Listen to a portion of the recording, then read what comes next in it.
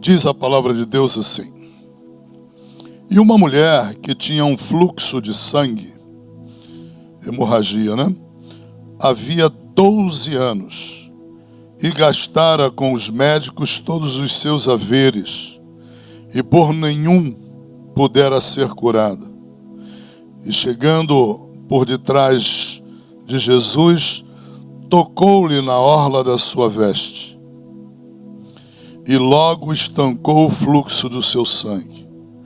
E disse Jesus: quem é que me tocou? E negando todos, disse Pedro e os que estavam com ele: Mestre, a multidão te aperta, te oprime, e dizes: quem é que me tocou? E disse Jesus: alguém me tocou, porque bem conheci que de mim saiu virtude, poder. Então, vendo a mulher que não podia ocultar-se, aproximou-se tremendo, e prostrando-se diante dele, declarou-lhe diante de todo o povo a causa por que lhe havia tocado, e como logo ficara curada. E ele lhe disse: tem bom ânimo, filha, a tua fé te salvou, vai em paz. Aleluia. Só até aqui. Pai, te damos graças em nome de Jesus Cristo, mais uma vez, pelo privilégio de pregar a tua palavra, Pai. Em o nome de Jesus, nós queremos declarar, todos nós, Pai, a nossa total dependência do teu Espírito, para aprender, compreender, discernir, revelar, para tudo que nós lidarmos com a tua palavra, dependemos do teu Espírito. Que o teu Espírito se assenhoreie completamente do nosso coração, da nossa mente, alma, corpo, espírito, tudo em nós, Senhor.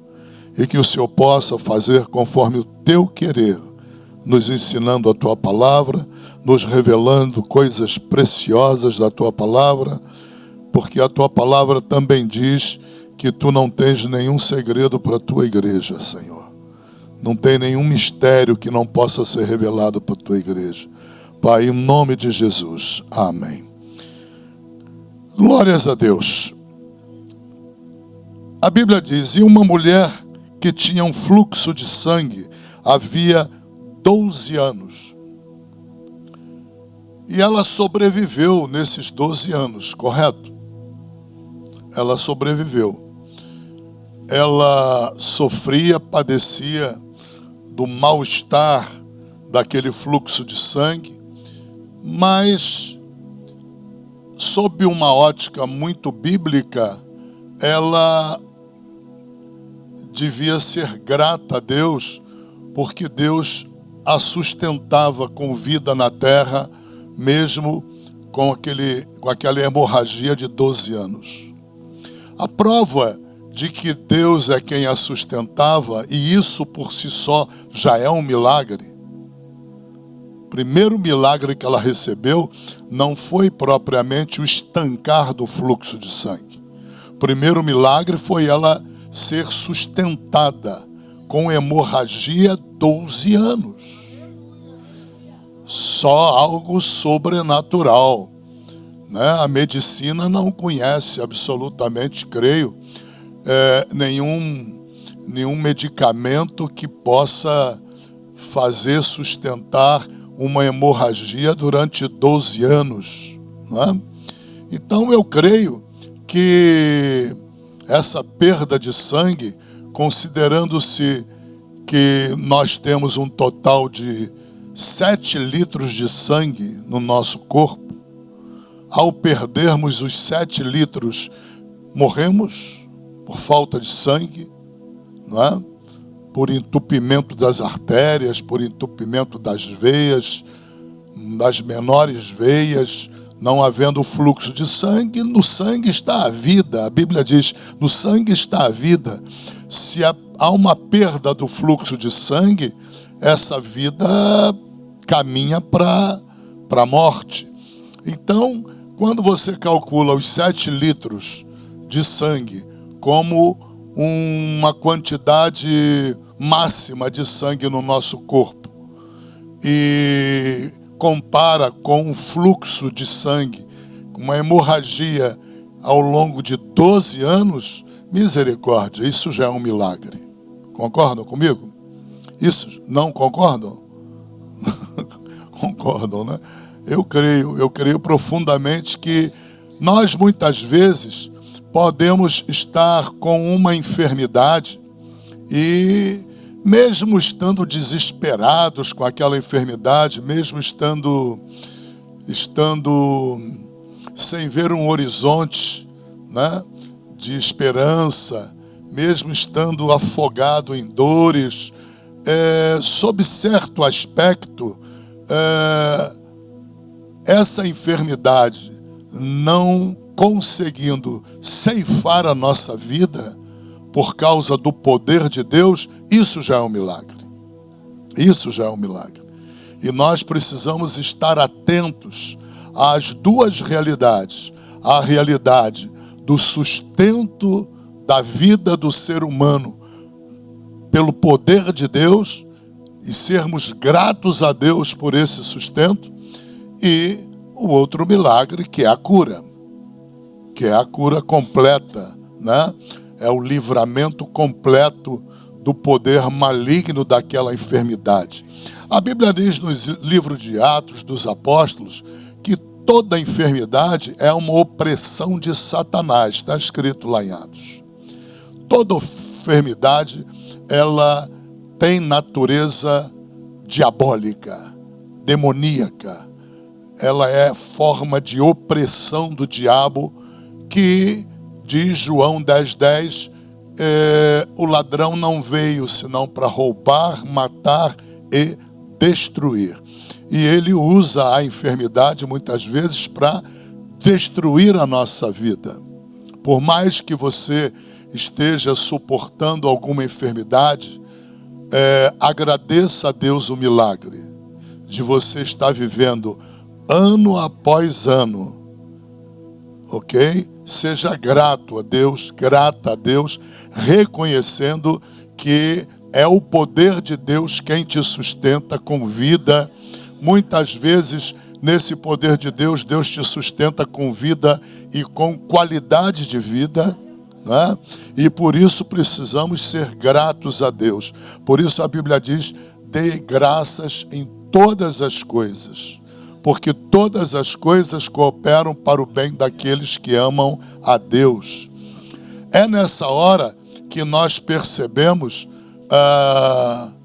a enorme, inimaginável, imensurável bênção que é crer em Cristo Jesus. E o abismo que há entre dois seres humanos. Um que conhece Cristo Jesus, é filho de Deus, serve a Deus, observa o abismo que há entre essa pessoa e uma outra que se diz ateu, que se diz agnóstico, que se diz: eu não tenho tempo para Deus, eu ainda não vejo isso como uma prioridade na minha vida, tenho muitas outras coisas como prioridade, não consigo ir à igreja, não consigo ter comunhão com Deus. Entre essas duas pessoas há um abismo espiritual inimaginável. Mas esse texto revela um pouco desse abismo. Por quê? Porque ela estava durante 12 anos sendo sustentada pelo poder de Deus, mas ela conheceu a Jesus. Ela entendeu que Jesus era o Messias, e eu vou te provar isso no texto sagrado. Ela compreendeu que ele era o Messias prometido, e ela entregou-se a essa ideia, e na primeira oportunidade que ela teve de buscá-lo, de aproximar-se dele, de se lançar aos pés dele, ela lançou-se aos pés dele. Ela foi uma pessoa duplamente abençoada por Deus. Ela foi abençoada durante os 12 anos, quando Deus, de uma forma tremenda, poderosa, sobrenatural, sustentou a vida dela nesta terra na plenitude, mesmo ela sendo portadora de uma enfermidade terrível, capaz de destruir a vida dela em poucas semanas ou meses. E Deus a sustentou por 12 anos. Em segundo lugar, ela foi extremamente abençoada. Por quê? Porque uma vez tomando consciência de quem era Jesus, ela encontrou fé para lançar-se aos pés de Jesus, para entregar-se a Jesus. Aleluia. Né? E como ela lançou-se aos pés dele, buscou o socorro dele, né? E ela buscou numa fé, uma fé cheia de entendimento, cheia de compreensão, cheia de revelação. E nós vamos ver isso no texto sagrado também. Ela lançou-se aos pés de Jesus, não porque ela amava a Deus, amava o sobrenatural, amava ter uma vida espiritual, não porque ela tinha uma compreensão de Deus, que ela cria num Deus todo-poderoso, né? Não que ela cresce simplesmente num Deus onipotente, onipresente, onisciente. Não, ela tinha uma fé racional.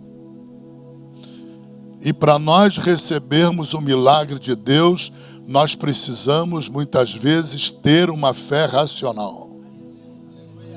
Uma fé que vem por meio do entendimento. Uma fé que vem por meio do entendimento da palavra de Deus. Uma fé que está plantada na autoridade da palavra de Deus. Muitas pessoas não alcançam milagre porque têm uma fé que Deus é poderoso, crê em Deus, que Ele é sobrenatural. Essa parte assim emocional a pessoa tem, e tem até em níveis profundos, níveis de profundidade. Porém, não possui uma fé racional. Não possui uma fé cheia de entendimento. Vocês estão compreendendo? Há certas coisas que, se vocês não tiverem entendimento racional, vocês não alcançam. Último estudo aqui, eu falei para vocês que era fundamental que cada um pagasse o preço para carregar o seu azeite na vasilha. Que nós não podíamos ser seguidores de vasos na esperança de que, seguindo o vaso, o azeite dele transferisse para a nossa vasilha. Todos entenderam? Veja, isto é totalmente verdadeiro. Porém, isto não prejudica a quem paga o preço buscar caminhar com alguém que possa transmitir poder para a sua vida. Os dois pensamentos são coexistentes, eles não são paradoxais. O que Deus não quer é que eu siga alguém que é vaso, que já tem o azeite, e o Deus usa no óleo, usa naquele azeite, usa na autoridade, usa na unção. E eu, seguindo essa pessoa, eu vou achar que esse azeite dessa pessoa vai ser transferido para o meu vaso. Essa transferência é possível. É possível, desde que você esteja disposta ou disposto a pagar o preço que o outro paga.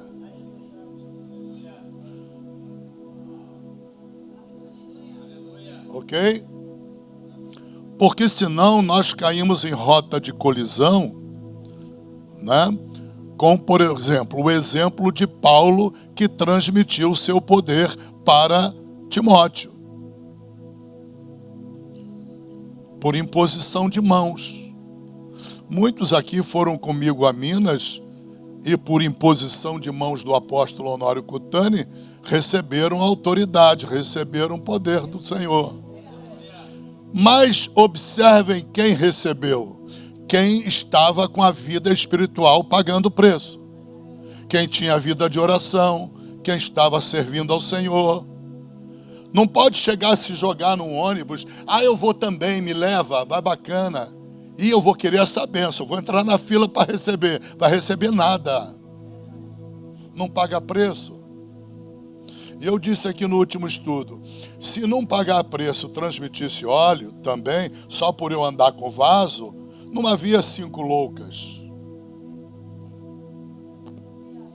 Não havia 5 loucas. Lembram da passagem?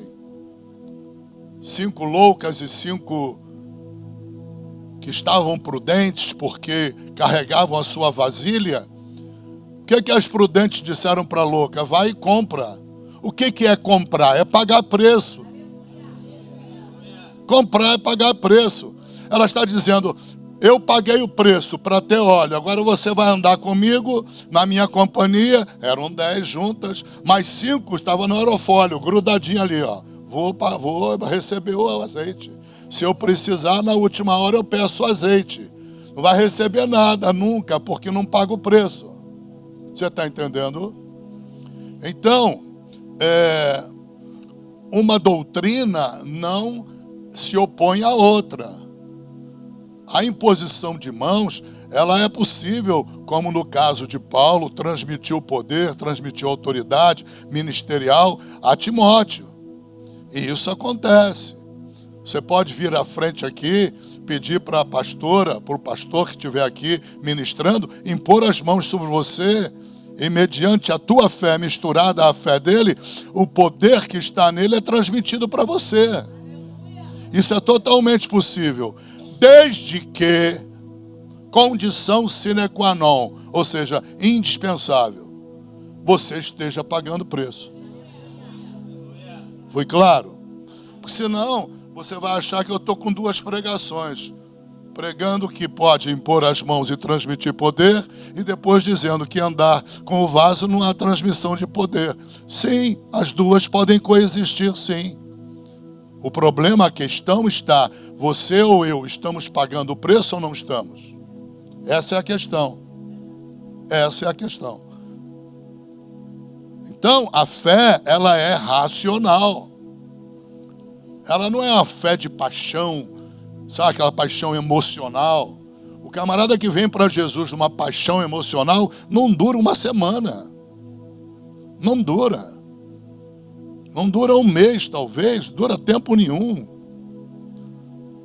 Faltou o quê? Faltou o entendimento. Entendimento. Abram onde tudo começou.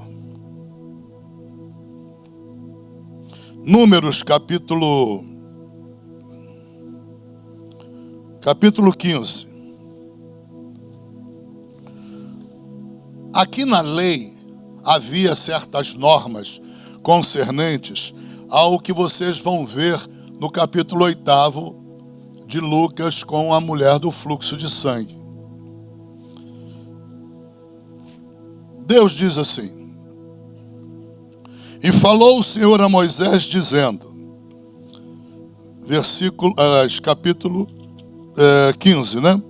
Versículo 37, agora 38.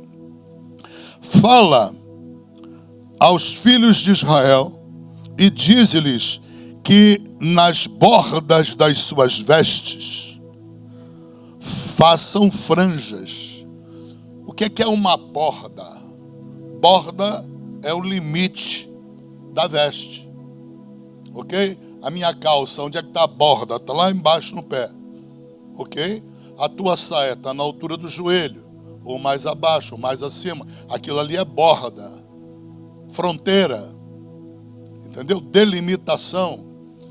Então Deus estabeleceu para Moisés que ele orientasse os filhos de Israel que nas bordas, lá no Novo Testamento, essa borda é orla do manto de Jesus, ou franja. Borda, franja e orla. É o tal tzet que eu falei que vocês iam se assustar com o nome. orla, borda, franja. Em hebraico é o tzet, tzet. T-Z-I-T, Z-I-T. Horrível, mas é assim. Zet, zet, tá bom? É borda, franja. Então Deus disse para Moisés: Moisés, lembra de orientá-los a costurarem um tzet, tzet, uma borda, uma franja, ok? E por dentro dessa franja, pelo lado da franja, de alguma maneira, dela seja transpassado também um cordão de cor azul. Aleluia. Não está aqui nesse texto sagrado, mas vamos encontrar em outros. Essa obrigação é pelas suas gerações. E nas franjas das bordas porão, está aqui, cordão azul. Ok? Por que o cordão e por que a cor azul? Cor azul, ela fala do céu. Cordão aqui é um instrumento de Deus os obrigar à obediência. Obediência a alguma coisa. Vamos ver depois o que é. A obediência.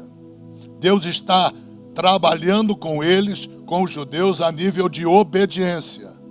Obediência aos mandamentos, obediência à autoridade de Deus.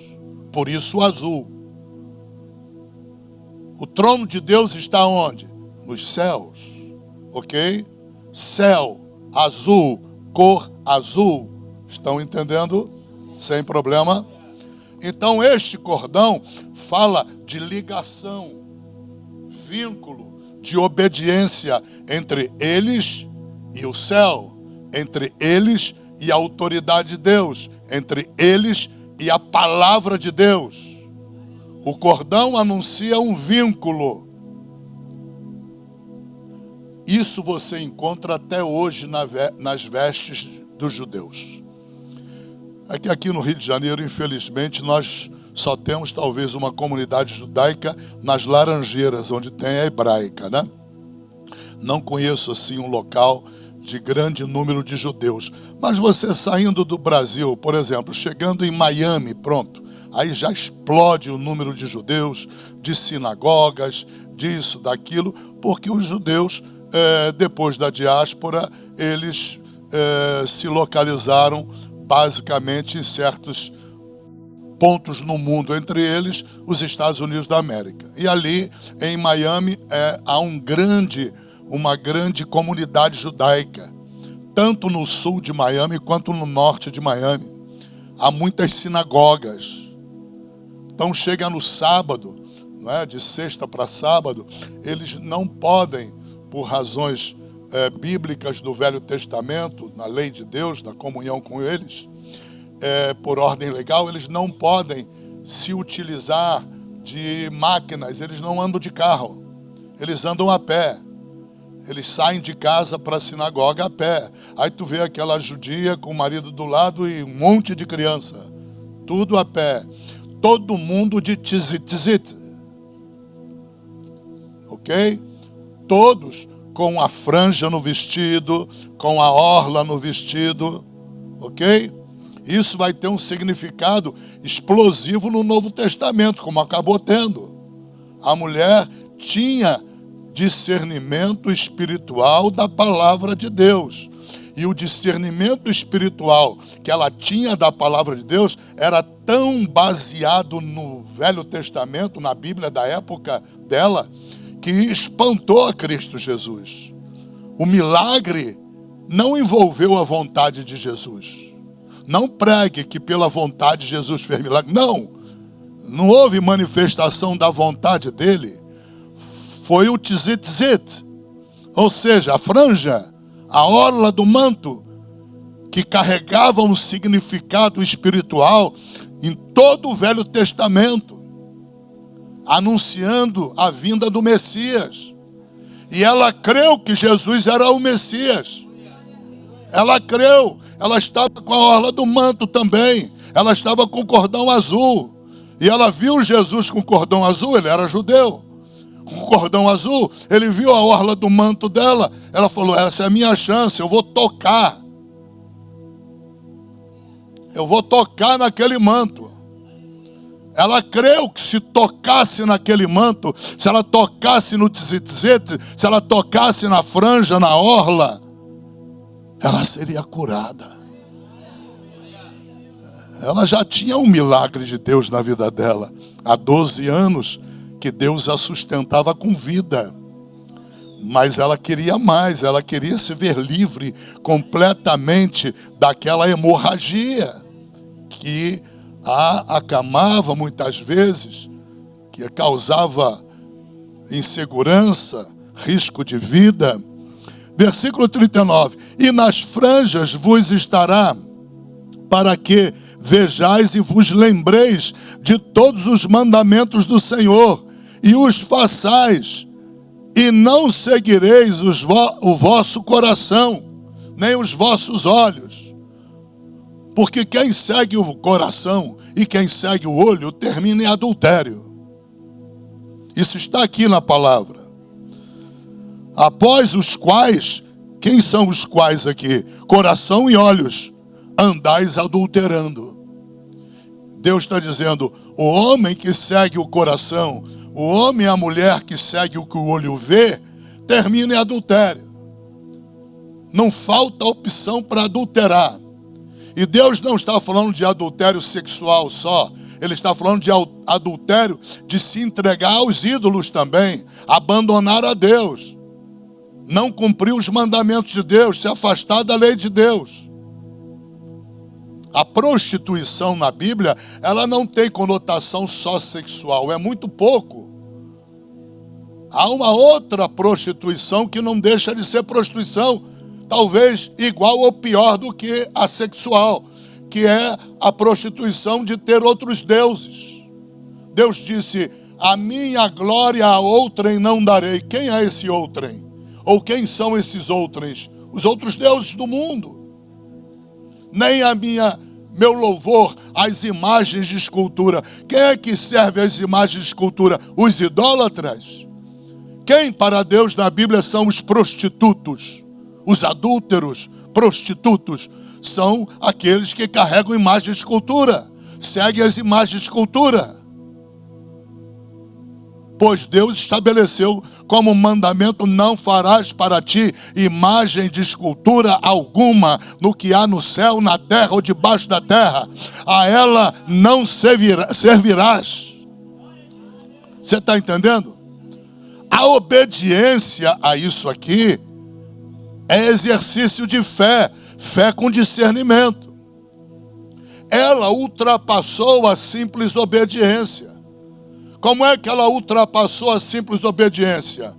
Ela falou, não, eu posso alcançar a cura. Ela estava usando que texto? Esse, não simplesmente, depois nós vamos ver Malaquias, que é o texto que ela estava usando também. E continuando, para que vos lembreis de todos os meus mandamentos, e os façais, e santos sejais ao vosso Deus, porque eu sou o Senhor vosso Deus, que vos tirei da terra do Egito, para vos ser por Deus, e sou o Senhor vosso Deus. Meu Deus do céu. Quer mais esclarecimento do que isso? Deus centralizou tudo nele. Então, a obediência a essa costura, com esse cordão azul, a obediência em costurar essa borda, essa franja, a obediência significava que cada ato dessa obediência era feito com valor espiritual. A pessoa costurava dizendo para Deus, Deus, isso é demonstração de que eu te adoro, eu respeito os teus mandamentos. Isso é demonstração de que eu respeito a tua autoridade. Eu creio na autoridade. Eu creio que a tua autoridade vai além da minha imaginação. Eu creio que o teu poder vai além da minha imaginação. Então é muito comum você chegar numa sinagoga, vai em Copacabana, ali tem uma sinagoga, no dia de sábado, você vai ver os filhinhos judeus, tudo com orla do manto costurado, com cordão azul. Por quê? Eles estão no Velho Testamento. E eles creem que recebem milagre. Eu mesmo recebi dentro da sinagoga. E nunca fui judeu. Tu acredita, não? Bom, minha esposa está aí como testemunha. Tem pelo menos uma. Eu tive uma doença que eu não posso atribuir nenhum nome, porque eu cheguei ao ponto de contratar um médico, um neurologista, lá da UFRJ, onde eu me formei. Contratei ele era famoso nessa área de neurologia, muito respeitado. Tinha um consultório em Ipanema, Leblon, por ali. E eu falei, amigo, o que me traz aqui é que eu não posso botar roupa no corpo. Eu estou aqui cheio de dores com essa camisa.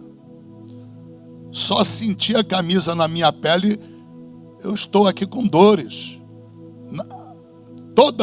Todo o meu corpo não podia ter contato, meu pelo com nenhuma veste. E eu passei meses assim. E o último médico que me atendeu, ele me receitou tomar Tilex. Dizem, não tenho certeza, não sou médico, que esse, sei lá se é analgésico, o que é isso? Esse Tilex era dado para quem estava com câncer em fase terminal, para suportar as dores. Eu ia para a universidade, naquela época eu dava aula em algumas universidades, eu ia dar aula falando assim, ó.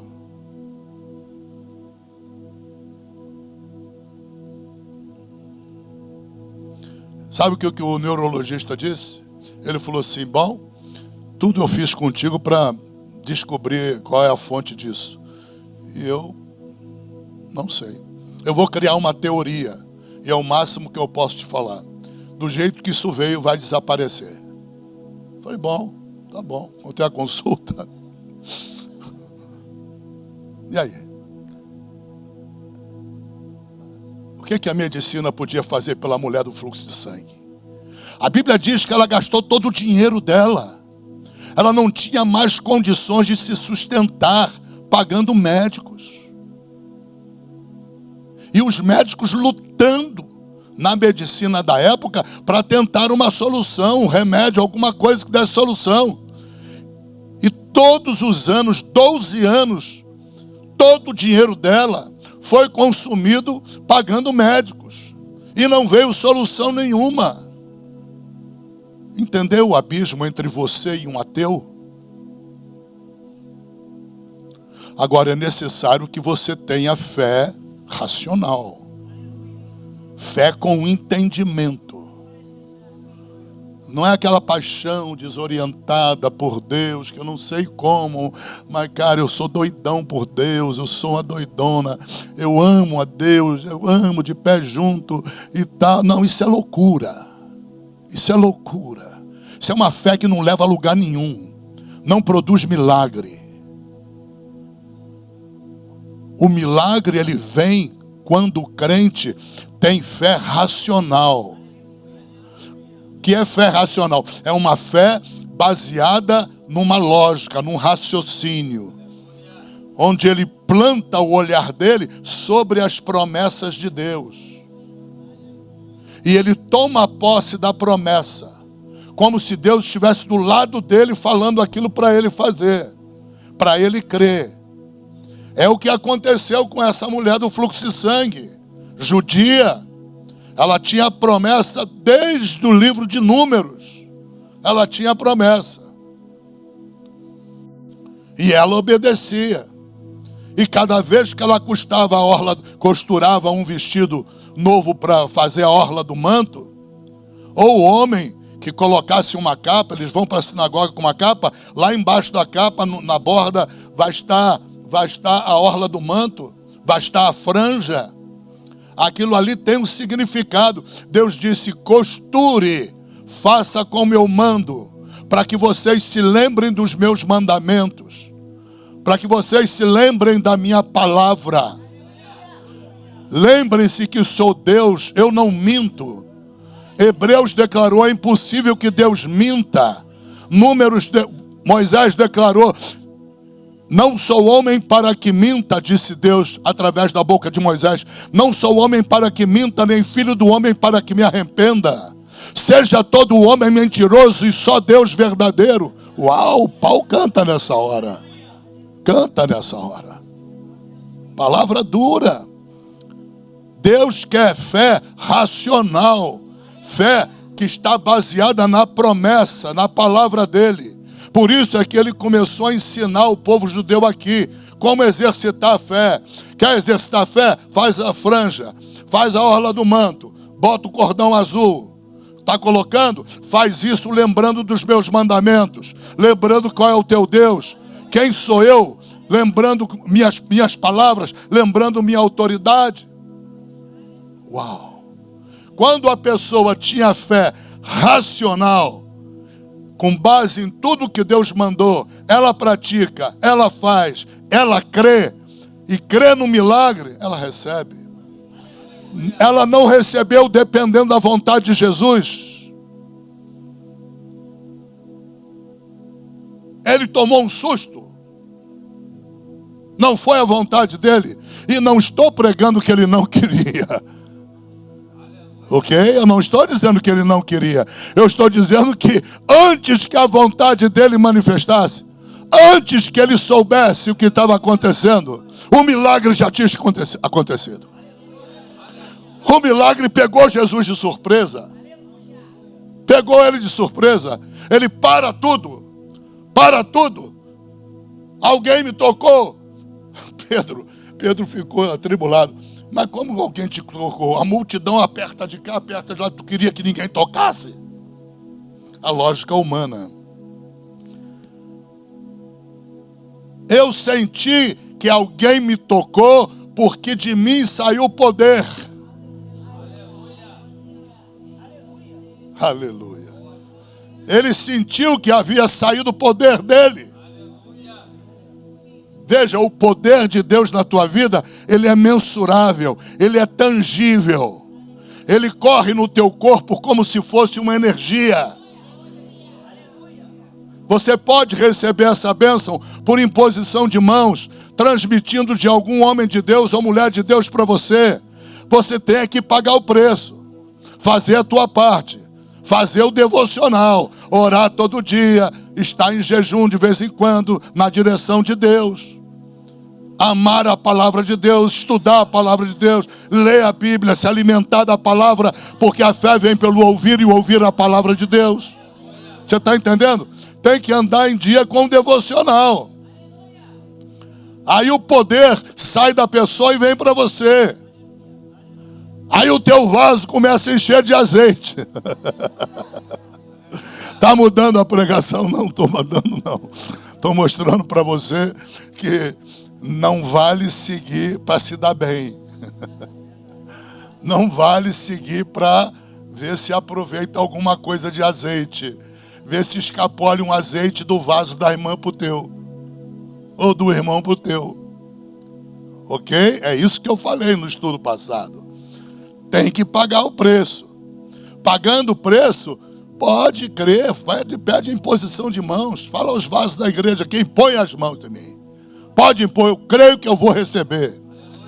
Insiste nisso e vai receber. E tu vai sentir de forma tangível. Jesus está dizendo que ele sentiu de forma tangível o poder sair dele. Ele sentiu a corrente ser ligada. Então não dependeu da vontade dele. Não houve influência da vontade dele. Veja, você como crente pode receber um milagre de Deus que aconteça independentemente da vontade de Cristo. Isso é absurdo, depende de como você entender. Para a mulher hemorrágica, ela entendeu. Para Pedro, que estava do lado de Jesus, e os apóstolos, eles entenderam. Eu não estou dizendo que Jesus não queria. Não estou dizendo que ele lutou contra. Estou dizendo que o grau de comunhão dela com a palavra de Deus era tão alto. O grau de obediência dela a essa palavra era tão alto que quando ela precisou do milagre e ela teve fé para se lançar em Cristo Jesus, ela se lançou não para tocar nele. Não pregue isso. Se ela toca nele, ela coloca ele imundo. Dentro do Velho Testamento, a mulher no fluxo de sangue não poderia tocar em homem nenhum.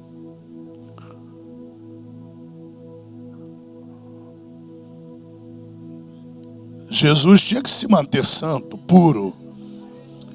Ela não podia tocar. E se ela toca nele, ela podia ser lixada ali pelo povo. Se o povo descobre que ela está com fluxo de sangue e tocou nele, homem, ela podia ser morta, até queimada. Então não pregue que ela tocou em Jesus. Ela não tocou em Jesus, não. Ela tocou na hora do manto. E por que na hora do manto? Na franja? No tzit-tzit. Porque havia um comando para isso no Velho Testamento. Ela acreditava, vamos lá em Malaquias. Malaquias capítulo 4.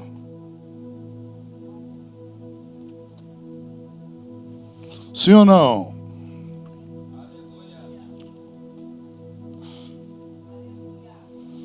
Capítulo 4. Versículo 2.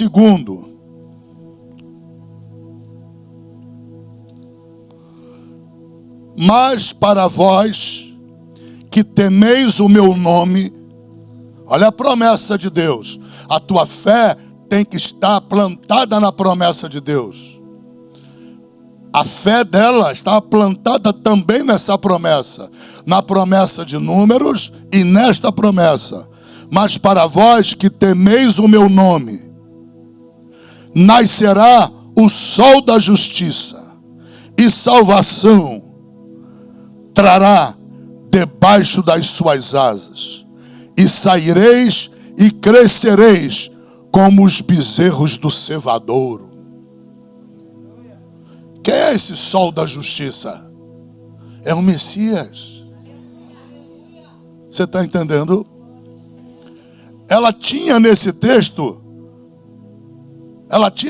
uma promessa de que viria o sol da justiça, viria o Messias, o Emanuel,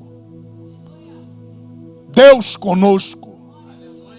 Repete comigo, Emanuel, Deus conosco. Tu entende o poder disso? Ela entendia que o Deus conosco já estava ali. Ela compreendia que Deus estava naquele homem.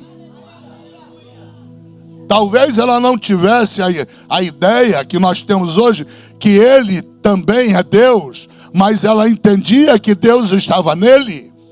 E isso era 100% verdadeiro, porque Jesus dizia assim: as obras que eu faço, não as faço por mim mesmo, mas o Espírito de Deus, o Espírito do Pai, que está em mim, é quem faz as obras. Então ela creu que ele era o sol da justiça. Ela creu que ela poderia ter a cura dela. Agora o mais glorioso, vem aqui. Olha o que é mais glorioso. É que, meu Deus, 48. E Jesus lhe disse: tem bom ânimo, filha. Filha. Uau. Pai, a tua fé te salvou. Uau. A tua fé te salvou. Veja que ele não fala, a tua fé te curou. Talvez ela estivesse tão somente crendo em que limite de bênção? A cura. Só que dentro da palavra salvação está a cura. Está a cura também. Ela foi para receber uma bênção, uma simples cura, um simples milagre. E Jesus lhe dá a salvação. Ele é o Messias. Ele pode perdoar pecados. Lembra que os judeus ficavam bravos com ele? Você é heresia pura, rapaz. Quem é que pode perdoar pecados senão Deus? Ele vira para os fariseus e diz assim: o que é mais difícil? Eu perdoar os pecados dele, ou então dizer para ele: pega a tua maca, vai embora, seja curado agora? Travou. Ninguém pôde responder. O que é mais difícil fazer? Curar um paralítico ou dizer para ele: eu te perdoo, está salvo? Mas tu não pode se fazer igual a Deus. Por isso que queriam matá-lo. Porque ao Jesus perdoar pecados, ele se fazia igual a Deus. Ele era Deus também. Aleluia. Louvado seja o nome do Senhor. Você está entendendo? O que é mais difícil? E eles calaram. Jesus falou: então tá bom, já que vocês calaram, vai embora, pega teu leito e anda. Foi curado na hora. Aqui houve o inverso. Ela vem buscar a cura. A cura acontece independente de Jesus. Aleluia. Ela creu. Olha a fé. Fé na palavra de Deus. Fé na promessa de Deus. Nunca vá a Deus por um milagre sem uma palavra de compromisso com Deus e você com aquele milagre. Nunca vá a Deus buscando um milagre se tu não está com a vida no altar. Se tu não tem obedecido os mandamentos de Jesus. Se tu não tem, eu não tenho. Qualquer um de nós está nessa palavra. Não valorizamos a palavra de Deus. Não reverenciamos a autoridade de Deus. Olha aqui, ó. Mandamento, palavra, autoridade. Reverencia Deus nos mandamentos dele. Aqueles que me amam, disse Jesus, cumprirão os meus mandamentos. Cumprirão a minha palavra. O problema da pessoa não cumprir é falta de amor. Um marido apaixonado dá tudo que a mulher quer. E uma mulher louca de paixão pelo marido dá tudo que ele quer. Dá para entender? É amor. É amor. Se nós temos verdadeiro amor por Jesus, nós não temos dificuldade alguma de cumprir a palavra dele. Não temos dificuldade alguma de servi-lo. Nenhuma. Na medida que as dificuldades se colocam entre nós e ele, é porque não amamos como devíamos amar. O problema está no amor. No amor. Na qualidade do amor. A profundidade do amor. Na essência do amor. Nunca vá a Cristo esperando dele um milagre sem aprender isso com a mulher do fluxo de sangue. Ela ultrapassou os limites espirituais da normalidade bíblica. Como?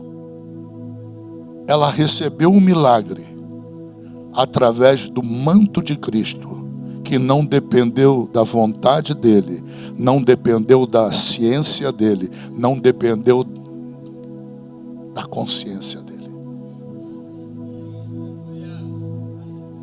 Isso extrapola completamente. Mas o que fez extrapolar foi ela durante anos de vida, 12 anos sofrendo com aquele fluxo de sangue. Eu posso até arriscar dizer para vocês o seguinte: Deus a mantinha viva com aquele fluxo de sangue. E a razão pela qual Deus a mantinha viva era a obediência dele, a obediência dela aos mandamentos, à autoridade, à palavra de Deus na vida dela. Aqui vai uma lição para mim e para a tua vida. Fica obediente a Deus, aos mandamentos. Os mandamentos de Cristo, a nova lei de Cristo. Fica obediente a Deus, reverencie a autoridade dele. Esteja pronta para fazer a vontade dele. Engrandece na tua casa, na tua família. Junta teus filhos, teus irmãos, na tua vida pessoal. Engrandece a palavra de Deus. Porque quando Deus contempla a palavra dele sendo engrandecida, quando Deus contempla os mandamentos de Cristo sendo obedecidos, quando Deus contempla você respeitando e se submetendo à autoridade dele, tu vai receber exatamente um milagre na tua vida. Você vai ser comparada à mulher do fluxo de sangue. Veja, continuando. Antes de começar esse texto, você olha para Jairo. Jairo era aquele espiritualzão, mas sem noção. Cheio de Bíblia, mas sem conhecer Deus. Observa a diferença entre a mulher e ele. Ele era um príncipe da sinagoga. Era um homem cheio de honrarias seculares, religiosas, entupido até os cabelos de honrarias espirituais, religiosas. Mas o que ele vai pedir para Jesus? Para Jesus ir na casa dele. O que ele cria? Que Jesus, indo lá, ia impor as mãos e a filha ia ressuscitar. Ele recebia um milagre. Ele dependia de Jesus. Você percebe a diferença? Jesus precisava se deslocar, porque Jesus estava em corpo humano. Imagina que Jairo fosse um cara que vivesse no Brasil na época. Como é que Jesus ia se deslocar para o Brasil? Em corpo humano. Era impossível o milagre. O que eu quero te dizer? Que a Bíblia diz em muitas partes que as pessoas às quais Jesus conseguia tocar, todas eram curadas. Essa mulher, ela deu uma volta, ela deu uma cambalhota. Ela deu uma volta por cima disso tudo. Ela falou, ela agiu de forma a te ensinar: comigo não vai precisar me tocar. Comigo não vai precisar sair do lugar, não vou incomodar, não vou falar com ele, não vou falar nada. A promessa que eu tenho dele é que, costurando a orla do manto, eu teria direito ao milagre.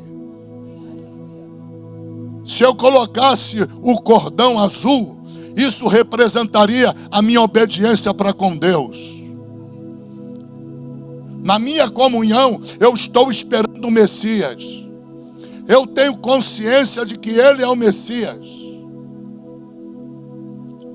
Muitos dizem que ele é o Messias. Eu tenho escutado as pregações dele, eu me convenci que ele é o Messias. E a palavra diz que o Messias seria o sol da justiça. Eu poderia encontrar cura. Eu não preciso que ele me toque. Eu não preciso que ele me toque. Eu respeito a autoridade dele. Eu velo pela palavra de Deus e desejo cumpri-la. Eu tenho uma atitude positiva com relação à palavra de Deus. Eu me submeto à autoridade de Deus e sou obediente a ele. Se você faz tudo isso, tu é uma forte candidata a receber um milagre de Deus. Você é um forte candidato a ter um milagre de Deus. Forte, fortíssimo candidato. Mas Jairo não. Jairo não estava com essa bola toda. Ele precisava que Jesus fosse na casa dele. E Jesus é amor. É amor. A mulher do fluxo de sangue atrapalhou Jairo. É Jairo quem está ali com Jesus, esperando que ele vá até a casa dele para ressuscitar a filha. Já chegou a notícia que a filha morreu.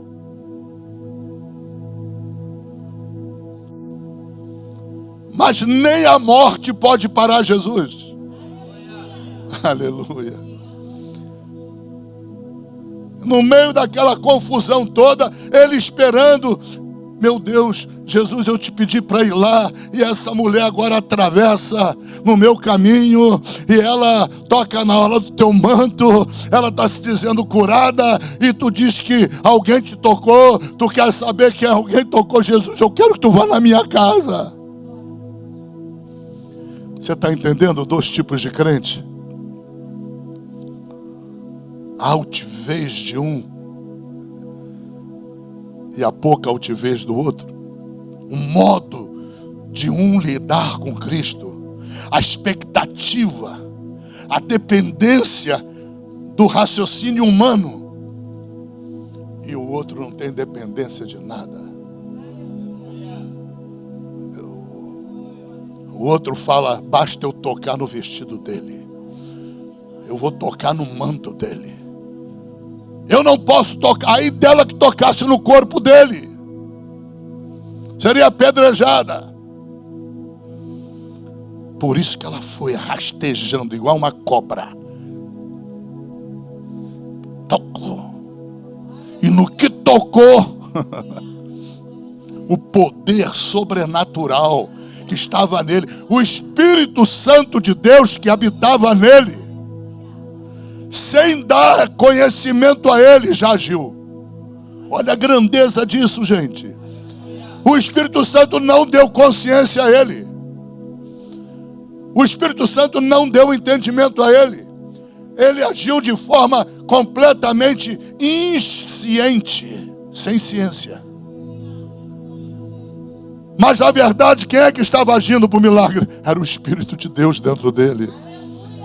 Não sou eu quem faço essas obras, mas o Pai que está em mim é quem faz. O Pai que é o Espírito Santo. Aleluia. Estão entendendo ou não? Aleluia. Glória a Deus. Aleluia. Bom.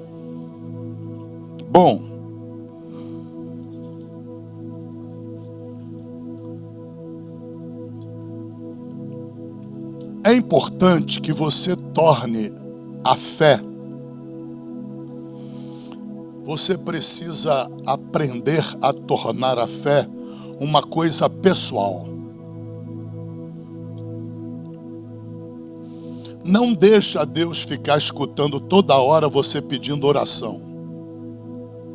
Não deixa. Não pega bem para o teu nome lá no céu. Não pega bem para o Espírito Santo avaliar o teu grau de entendimento da tua fé, teu grau racional da tua fé. Não pega bem. Entenda o seguinte: o Evangelho, uma das maiores belezas que existe em torno do Evangelho é que ele é pessoal. Ele é pessoal. Não é simplesmente algo coletivo, algo que se dirige a muitos. Não. Ressuscite em você a ideia de que o Evangelho e tudo que o Evangelho prega é para você. Não pulveriza. Se você pulverizar, a tua fé vai ser pulverizada. Ela nunca será uma fé madura. Você nunca vai ser visto por Deus como um crente maduro, um cristão maduro. Isto não quer dizer, tenho que me defender logo, senão vem pedrada daqui a pouco. Isto não quer dizer que você não possa pedir oração. Ok? Você pode pedir oração, mas na fé racional, naquela fé em que você se baseia na palavra de Deus, entenda, a palavra de Deus, o Evangelho, ele é pessoal, a natureza dele é pessoal. Se a natureza dele é pessoal e você não usa essa natureza, você está pesado na balança, encontrado em falta. Você está perdendo oportunidade. Você está perdendo intimidade com Deus. Você está perdendo profundidade com Deus. Na medida em que você tomar coragem e pegar o Evangelho e ler para você, é palavra de Deus para você, e você agir de forma contrária também, recebendo aquela palavra e aplicando na tua vida, você transformou o Evangelho na coisa mais bela que Deus já criou, que é a natureza pessoal do Evangelho. Deus é um Deus pessoal, Ele é um Deus coletivo também, mas a magnitude da glória de Deus está em que Deus quer uma comunhão individual. Não pega essa comunhão individual, não pega o Evangelho, cuja beleza está em ser aplicado individualmente a mim e a você, e pulveriza, espalha. É como se você pegasse a Bíblia e picotasse a Bíblia toda. E pega um pedacinho, dá para uma irmã, pega um pedacinho, e tem o teu pedacinho também. Não faça isso. Quando é que você faz isso? Quando é que eu faço isso? Quando eu me torno dependente da oração dos outros. Qual era o nível de dependência da oração dos príncipes da sinagoga em relação à mulher do fluxo de sangue? Qual era o nível de dependência dela? 0. Qual era o nível de dependência dela? De uma apresentação a Jesus. Não, eu para conseguir o que eu quero, eu tenho que me aproximar dele. Ele tem 12, eu vou me dar bem com uns 2 ali pelo menos, e eles vão me levar até ele. Você está cortando o Evangelho, está picando o Evangelho. Jesus é individual. Ele não é só coletivo. A maior beleza do Evangelho é que tudo que ali está escrito é individual, tem valor pessoal. O teu Deus é um Deus pessoal. Não pulveriza Deus. Não espalha essa situação em que você tenha que sair pedindo: oreis por mim, e oreis por mim, e ora por mim, irmã. Irmã, que bênção eu te vejo. Já há muito tempo que não te peço oração, estou precisando tanto que você ore por mim. Caraca, meu Deus do céu, o que é isso? É um suplício. É um nível de dependência diabólico, doentio, patológico. Não gera nunca uma relação entre ela e o Deus dela. Não tem relação. O Deus tem que estar pendurado em alguém. É o Deus chaveirinho. Pendurado no bolso de alguém, pendurado no manto de alguém. Porque se não tiver pendurado em alguém, a pessoa não sabe como ter relação com ele. Isso tem que acabar. Isso tem que acabar. Deus é Deus pessoal. Ela não dependia da intercessão de Jairo. Ele era o principal da sinagoga. Olha o nível de comunhão dele. Vai lá na minha casa. Eu ainda vou ensinar o senhor como é que faz. Impõe a mão que ela vai ressuscitar. O cara estava no beabá ainda. Comparando ele com a mulher do fluxo de sangue. Meu Deus. Ela já era PhD. PhD. Nível top na ciência bíblica, e o camarada príncipe da sinagoga, cheio de colares, todo enfeitado, todo cheio de mantos e etc, cordões, cores, só visual, mais nada. Não tinha essência, mas tinha um valor aquele cara. Ele sabia que pai que ajoelha, o filho é curado. Mãe que ajoelha, a filha se levanta. Pai que ajoelha, isso é beabá. Ela já está PhD lá em Harvard, dá para entender? Comparado a ele. Mas ele tinha isso de bom nele. Ele lutou junto a Jesus. Com a pouca fé que ele tinha, com a mentalidade ainda imatura, ele lutou. E Jesus não faz acepção de pessoa. Jesus não faz. A outra impressionou Jesus. Para tudo, uma multidão de pessoas. Essa eu quero conhecer. Essa eu quero aparecer. Essa eu vou chamar de filha. A Bíblia diz que ela chegou tremendo perto dele, porque ela sabia que ela estava condenada com o fluxo do sangue, não podia tocar nele. Ele não podia abraçá-la. Ela não podia ser abraçada ou abraçá-lo. Você está entendendo? Ela sabia. Aleluia. Louvado seja. Busca entender as razões da tua fé. Busca entender. Você só receberá um milagre de Deus se Deus observar que as razões da tua fé estão todas plantadas na palavra dele, na autoridade dele, nos mandamentos dele. Se obedeceu a Jesus, obedeci. Você se submete à autoridade de Deus? Sim. Você tem promessas na palavra de Deus que protejam o milagre que você quer? Sim. Acabou. O milagre, pode orar que o milagre vai acontecer. Pode orar. Pode orar. Pode orar. Pode falar com Deus. Deus, é a tua palavra. Tua palavra diz que tu velas por ela. A tua palavra diz que assim como a chuva cai sobre a terra, renova a terra e vai para aquilo que tu a criou, assim é a tua palavra.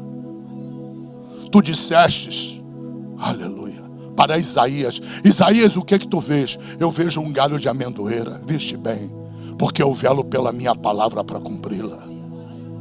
Aleluia. Viva uma fé racional. Você quer uma cura? Racionalmente vai na palavra. Anota os versículos da palavra que tratam de cura. Lembre-se que todos eles são para você. Assuma o evangelho pessoal. Assuma o ônus de você e a Cristo. Ultrapasse as dificuldades. Caminhe sobre as dificuldades, mas vá a Cristo. E vá com a palavra de Cristo. Vá com a promessa feita por Ele. Vá mostrando para Ele que tu vela pela palavra de Deus também. Que tu respeita a autoridade dEle. Que você é submissa à autoridade dEle. Que você tem se esforçado para manter-se pura nesse mundo, isenta de contaminação. Veja, ela estava contaminada, mas nem a contaminação dela, aleluia, podia impedir o milagre dela. Nada. O toque dela em qualquer pessoa contaminava. Mas ela discerniu que havia uma maneira em que ela podia receber o milagre. A maneira era o vestido dela. Olha que visão, gente. Olha que compreensão, que discernimento.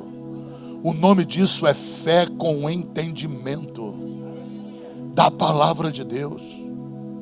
Quando ela teve esse entendimento, ela abriu Malaquias e entendeu que o sol da justiça era o Messias. E Jesus estava se anunciando como Messias. O Emanuel, Deus conosco. Ela creu, ela conectou todos esses elementos na mente dela, racionalmente, ela conectou tudo, ela ajustou tudo, construiu um panorama perfeito, em que ela falou: se eu apenas tocar no vestido dele, eu serei curado. Cara, que fé! Fé com entendimento, fé com discernimento, fé que glorifica os mandamentos de Jesus. Isso é fé de quem crê no evangelho pessoal, quem lê a Bíblia todos os dias, escutando Deus falar consigo mesma ou consigo mesmo. Você está entendendo? Isso é fundamental.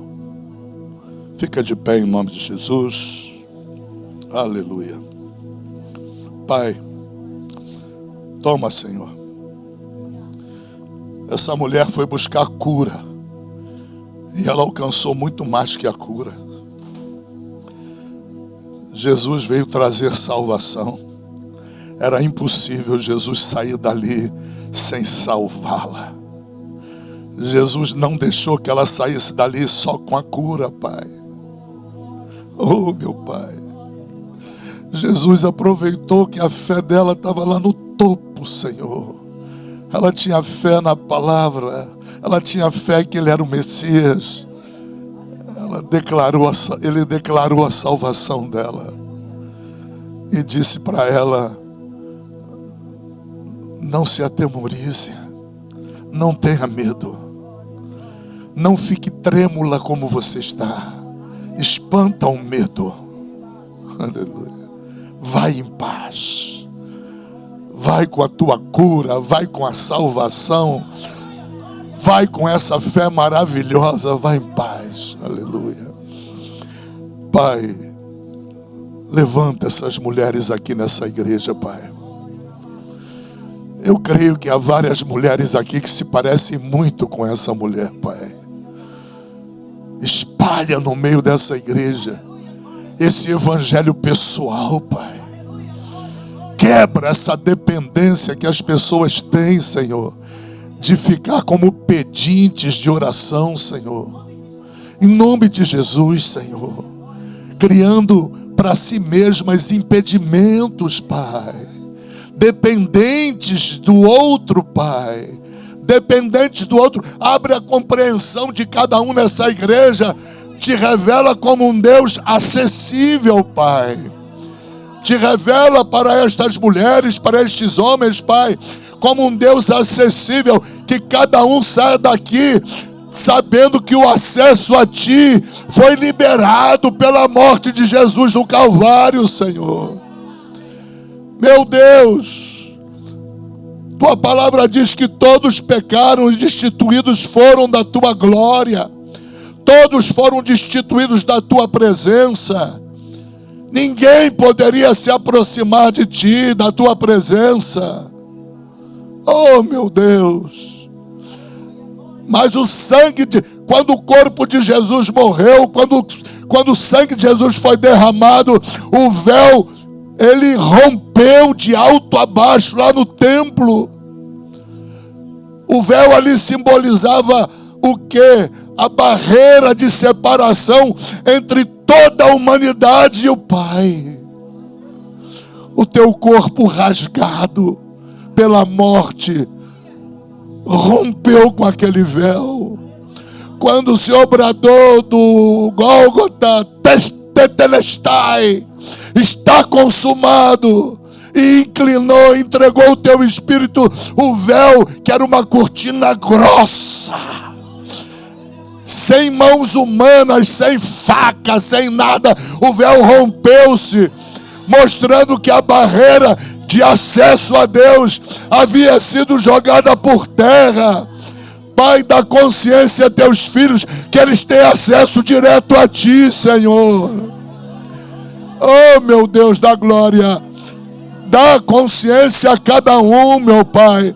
Diminui essa dependência terrível que as pessoas têm, Senhor, de ficar desesperadas, Pai, pedindo oração. Oh, meu Deus da glória, que cada um dependa mais da sua oração, mais da sua comunhão. E se existirem pessoas, Pai, que ajudem a oração, amém. Mas que a pessoa que precisa da oração não fique pedinte, Pai. Não crie dependência maior, acreditando que o Evangelho é o Evangelho pulverizado. Não, ele é pessoal, Senhor. Ele é pessoal. Oh, meu Pai, aquilo que nós podemos, através da nossa relação pessoal com Cristo, oh, meu Pai, é muito mais poderoso do que talvez nós podemos imaginar, Pai. É muito mais poderoso, Senhor. É muito mais sobrenatural. Oh, meu Deus da glória, abre a nossa mente, Pai. Abre, meu Deus da glória, nosso entendimento. Constrói em cada um de nós uma fé racional, uma fé, meu Deus da glória, fundada objetivamente na Tua palavra, Pai.